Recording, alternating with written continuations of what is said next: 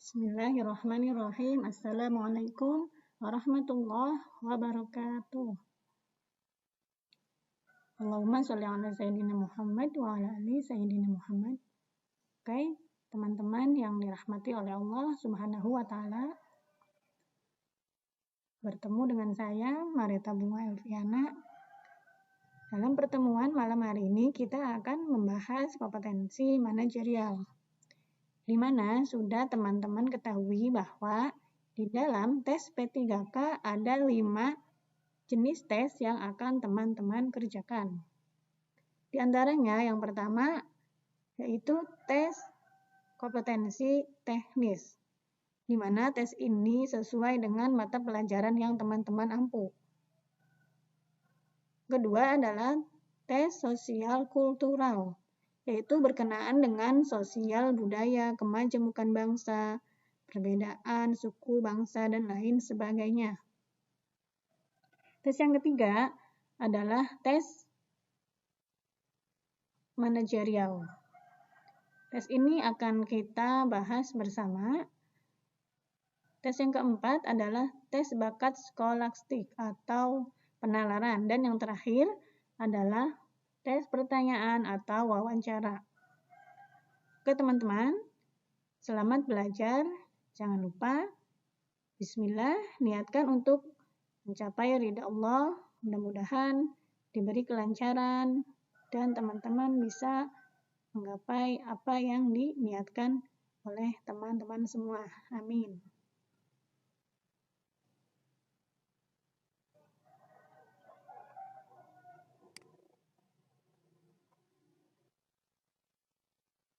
Sebelum kita membahas apa itu kompetensi manajerial, ini ada beberapa tips yang bisa teman gunakan untuk lulus tes. Tips yang pertama adalah kita harus menjaga kesehatan. Tentunya kita sudah menyadari betapa pentingnya kesehatan bagi diri kita. Semua aktivitas yang kita jalankan akan lancar jika kita dalam keadaan sehat. Jadi sudah tentu teman-teman harus bisa menjaga kesehatan. Jangan sampai teman-teman porsir tenaga, porsir otak, porsir pikiran hanya untuk belajar. Tapi juga harus menjaga keseimbangan antara belajar dan menjaga kesehatan. Oke. Untuk tips yang kedua adalah berusaha optimis lulus dan berdoa.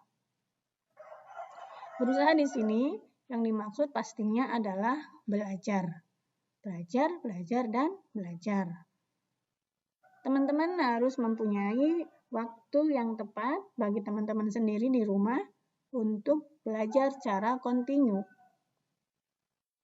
Pelan-pelan tapi pasti ketika semuanya sudah memiliki waktu yang tepat, kita berusaha untuk menjalankannya secara istiqomah. Misalkan, teman-teman waktu yang tepat adalah pada malam hari. Jadi setiap hari diusahakan untuk belajar jam itu.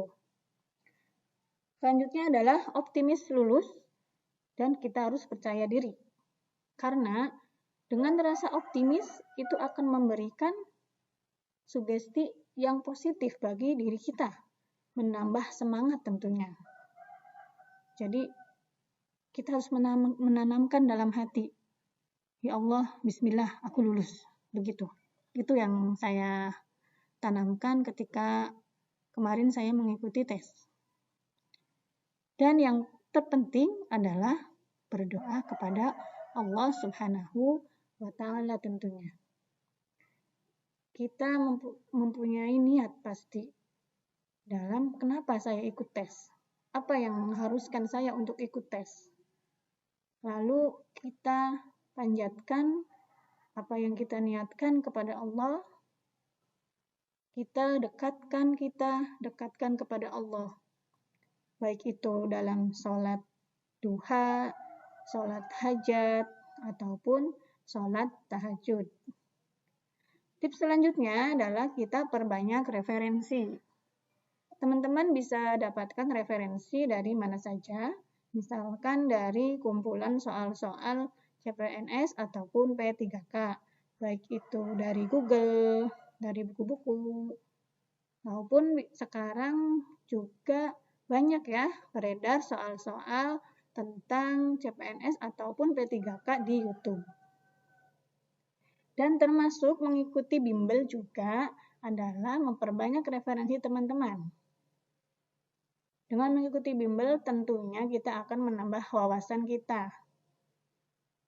Tips yang keempat, yaitu konsultasi dengan orang yang lulus CPNS atau P3K. Kenapa kita harus konsultasi dengan mereka yang sudah lulus? Karena dengan berkonsultasi tentunya kita akan mendapatkan pengalaman dari mereka. Seperti apa sih soal yang keluar tahun kemarin? Nah, itu bisa teman-teman catat dan menjadikan tambahan referensi bagi teman-teman. Oke, tips yang kelima adalah memahami materi dan jumlah soal. Tentunya kita harus memahami materi apa saja yang akan kita kerjakan nanti.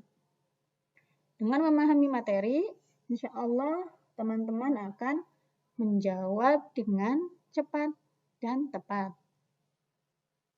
Untuk soal manajerial sendiri, itu berjumlah 30 soal dalam waktu pengerjaan 25 menit.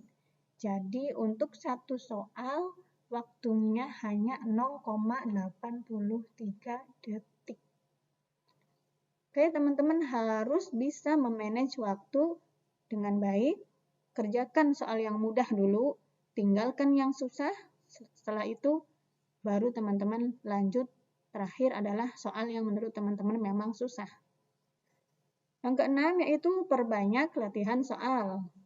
Seperti yang sudah saya sampaikan tadi, latihan soal bisa dilakukan dari mana saja. Baik ikut simulasi, kumpulan soal-soal online, dan lain sebagainya.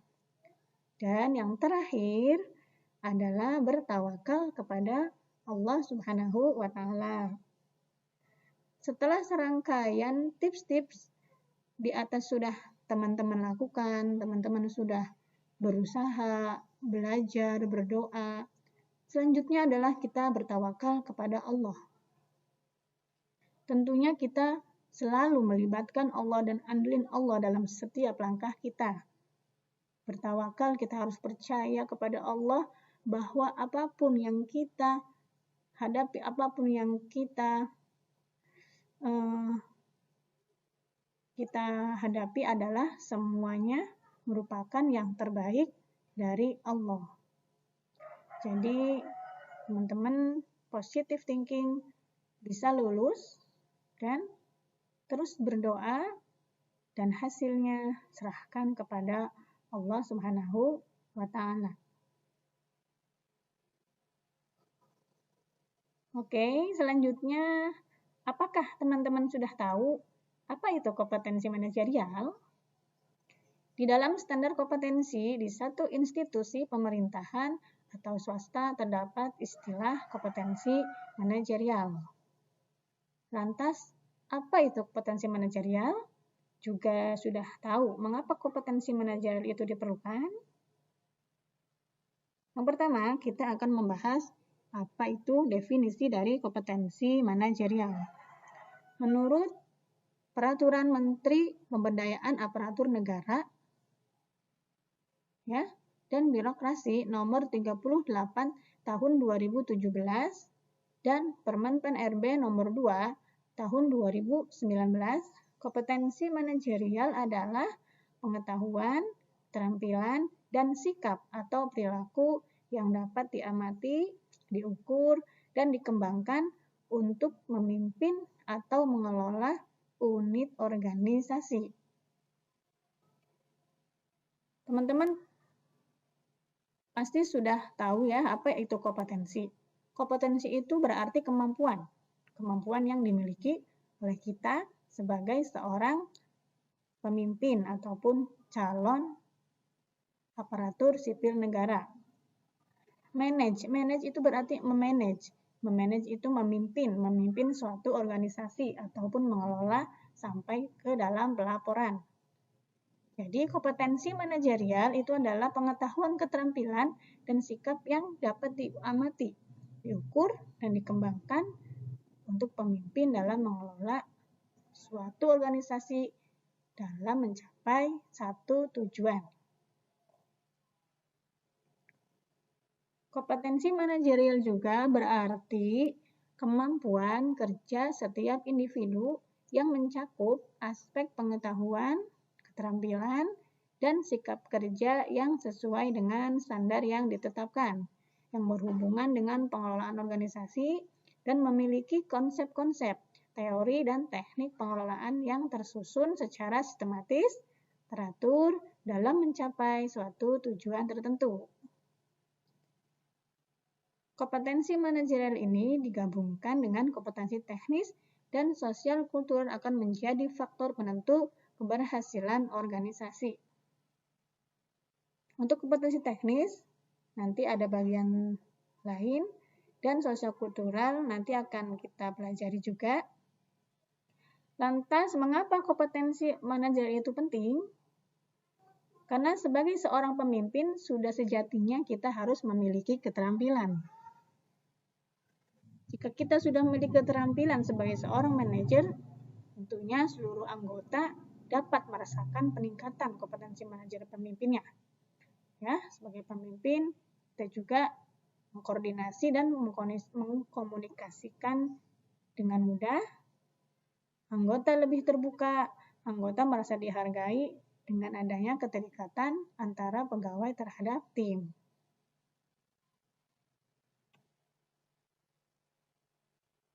Kompetensi manajerial harus didahulukan dibandingkan dengan kompetensi yang lain.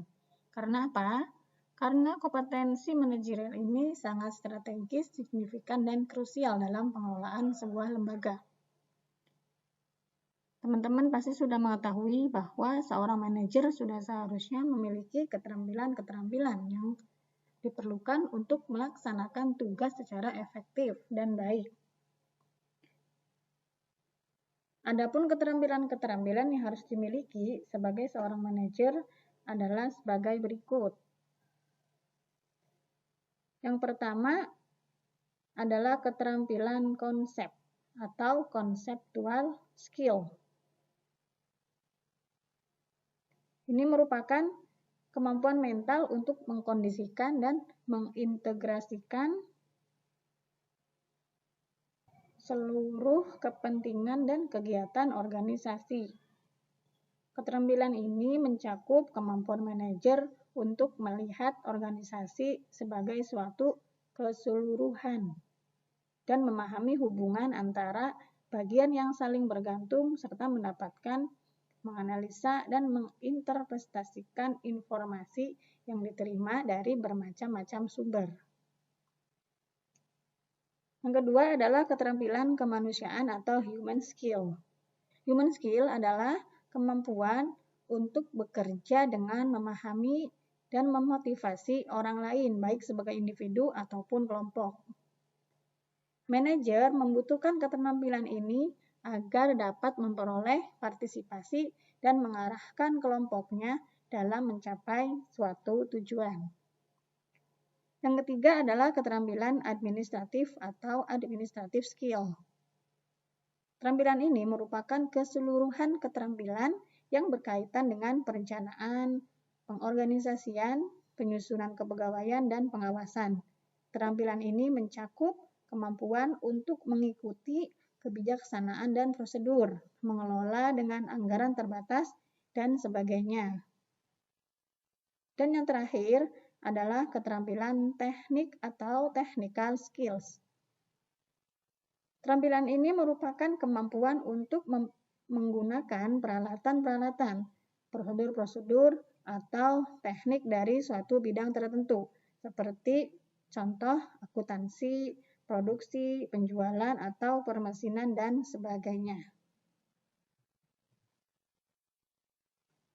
Selanjutnya adalah standar kompetensi. Sesuai dengan Peraturan Menteri Pendayagunaan Aparatur Negara dan Reformasi Birokrasi Republik Indonesia Nomor 38 Tahun 2017 tentang standar kompetensi jabatan aparatur sipil negara, kompetensi manajerial memiliki 8 kompetensi yang harus dimiliki oleh seorang ASN. Di antaranya, yang pertama adalah integritas. Kedua, kerjasama. 3, komunikasi. 4, orientasi pada hasil. 5, pelayanan publik. 6, pengembangan diri dan orang lain. 7, mengelola perubahan. Dan 8, pengambilan keputusan. Oke, akan saya berikan gambaran singkat. Yang pertama tentang integritas. Integritas merupakan konsisten antara perilaku yang selaras dengan apa yang diucapkan atau dengan nilai, norma, dan etika organisasi yang menyangkut tentang kejujuran, disiplin, tanggung jawab, dan lain sebagainya. Yang kedua adalah kerjasama. Sebagai makhluk sosial, sudah tentu kita tidak akan bisa mampu mengerjakan pekerjaan sendiri tanpa ada kerjasama dalam mencapai tujuan dalam organisasi tertentu. Kerjasama ini kemampuan untuk menjalin, membina, mempertahankan hubungan kerja yang efektif, memiliki komitmen saling membantu dalam penyelesaian tugas, dan mengoptimalkan segala sumber daya untuk mencapai tujuan strategis organisasi. Kompetensi yang ketiga adalah komunikasi. Komunikasi merupakan kemampuan untuk menerangkan pandangan dan gagasan secara jelas, sistematis, disertai dengan argumentasi yang logis dengan cara-cara yang sesuai, baik secara lisan maupun tertulis. Kompetensi yang keempat adalah orientasi pada hasil. Orientasi pada hasil, kemampuan mempertahankan komitmen pribadi yang tinggi untuk menyelesaikan tugas, dapat diandalkan, bertanggung jawab, mampu secara sistematis mengidentifikasi risiko dan peluang dengan memperhatikan keterhubungan antara perencanaan dan hasil untuk keberhasilan organisasi. Yang kelima adalah pelayanan publik. Pelayanan publik ini kita mengutamakan keramah tamahan, melaksanakan tugas-tugas pemerintah, pembangunan dalam kegiatan pemenuhan kebutuhan pelayanan publik secara profesional, transparan, mengikuti standar, dan netral, tidak memihak pada satu orang atau apapun itu, tidak diskriminatif, dan sesuai dengan prosedur tentunya. Yang keenam adalah pengembangan diri dan orang lain. Sebagai seorang pemimpin ataupun pegawai, sudah tentu kita harus mampu meningkatkan pengetahuan dan menyempurnakan keterampilan diri, menginspirasi orang lain dan mengembangkan, menyempurnakan pengetahuan dan keterampilan yang relevan dengan pekerjaan kita. Yang ketujuh, mengelola perubahan. Mengelola perubahan di sini maksudnya adalah kemampuan dalam menyesuaikan diri dengan situasi yang baru atau berubah dan tidak bergantung secara berlebihan pada metode dan proses lama. Mengambil tindakan untuk mendukung dan melaksanakan inisiatif perubahan. Yang terakhir adalah pengambilan keputusan. Pengambilan keputusan merupakan kemampuan membuat keputusan yang baik secara tepat waktu dengan keyakinan diri setelah mempertimbangkan prinsip kehati-hatian. Oke teman-teman, ini merupakan 8 standar kompetensi yang harus kita miliki sebagai aparatur sipil negara dalam ruang lingkup kompetensi manajerial. Oke, kita lanjut saja dalam pembahasan soal. Soal yang pertama, saya ditugaskan untuk memimpin tim kerja dengan batas waktu yang sangat ketat. Anggota tim kerja memperlihatkan sikap tidak peduli dengan tugas yang diemban. Sikap saya adalah A. Bekerja sendiri, yang penting tugas selesai. B. Mengancam mengeluarkan anggota yang tidak serius dari tim kerja. C. Melaporkan mereka pada pimpinan agar diberi sanksi. D. Membagi tugas secara adil dan memotivasi anggota untuk menyelesaikannya. Atau E. Menasehati mereka agar sadar akan penyelesaian tugas yang diembannya. Baik teman-teman, ketika kita akan menjawab satu soal, yang pertama kita harus pahami dulu inti masalahnya. Pasti dalam satu soal itu ada yang akan membuat kita dilema dalam meresum sebuah masalah. Biasanya masalah terdapat di tengah kalimat. Di sini yang menjadi subjek adalah saya. Teman-teman harus memposisikan diri kita sebagai ketua tim kerja ya.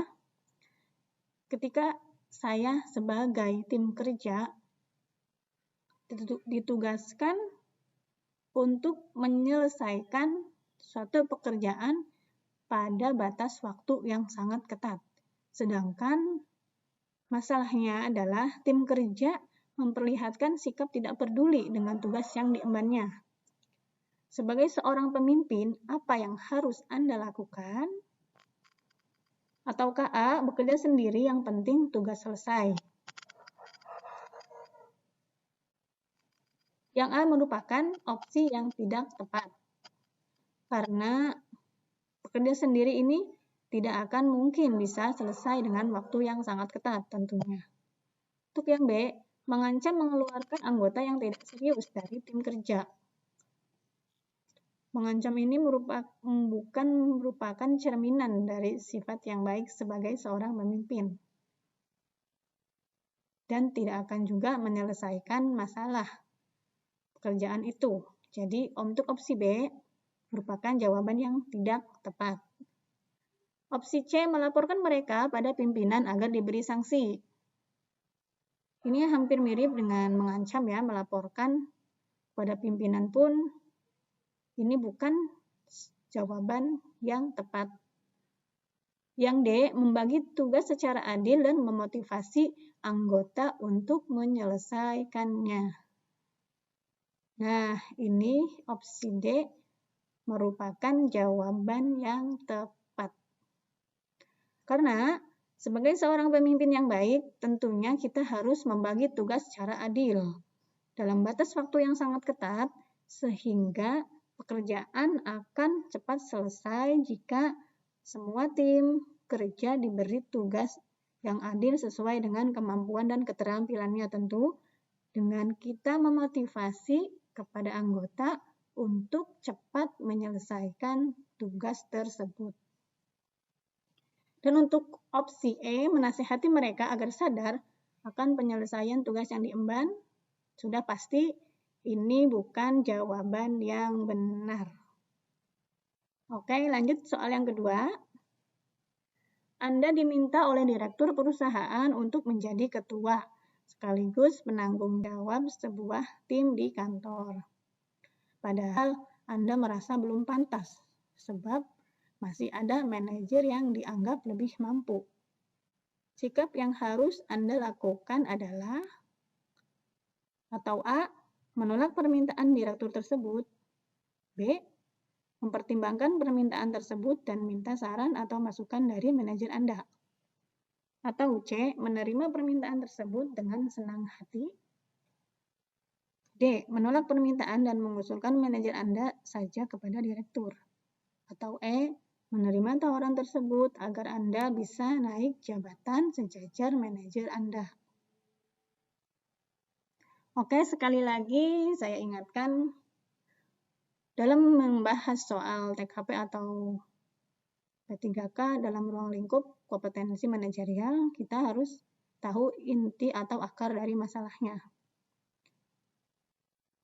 Yang menjadi subjek dalam soal ini adalah kita diminta untuk menjadi direktur perusahaan, tetapi saya merasa belum pantas karena masih ada manajer yang dianggap lebih mampu dari saya.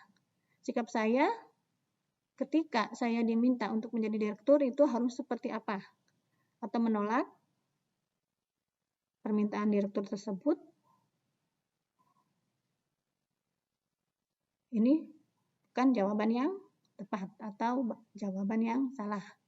Atau B, mempertimbangkan permintaan tersebut dan minta saran atau masukan dari manajer Anda.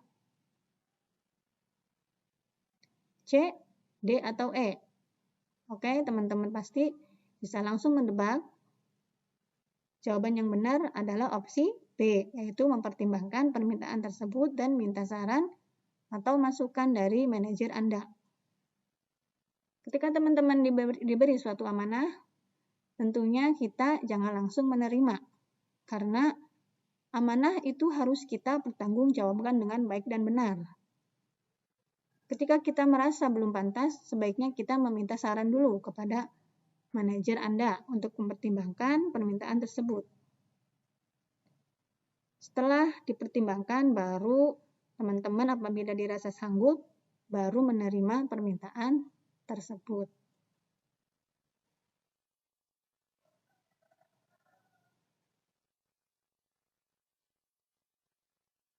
Alhamdulillahirrabbilalamin. Selesai sudah materi kita tentang kompetensi manajerial. Mohon maaf bila banyak kesalahan karena kesempurnaan hanyalah milik Allah Subhanahu wa Ta'ala. Terima kasih sudah menyimak dan saya akhiri billahi taufik wal hidayah. Wassalamualaikum warahmatullahi wabarakatuh.